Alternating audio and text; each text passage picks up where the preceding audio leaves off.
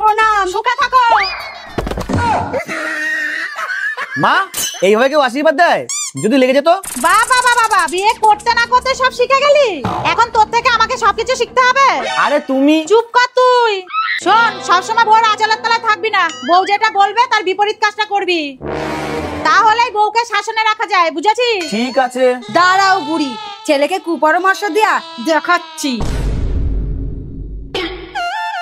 কি হলো, মন খারাপ করে বসে আছো কেন? আমার ভাই 50,000 টাকা লাগবে, তুমি একদম দেবা না। আমি একটা শাড়ি পছন্দ করেছি, তুমি আবার কিনে দিও না জানো। আর বাড়িতে কিন্তু কাজের লোকের কোনো দরকার নেই, তুমি আবার ওস্তাদি করে রেখে দিও না জানো। মা আমি একদম তোমার কথা মতো চলেছি। মানে? তোমার বৌমা বলেছিল ওর ভাইকে 50,000 টাকা দিতে না, আমি দিয়ে দিয়েছি।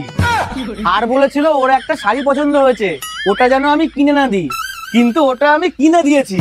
আর বলেছে আমাদের বাড়িতে কাজের লোক রাখতে না, কিন্তু আমি কাজের লোক ঠিক করে এসেছি, কালকে থেকেই কাজে আসবে। আরে গাধা!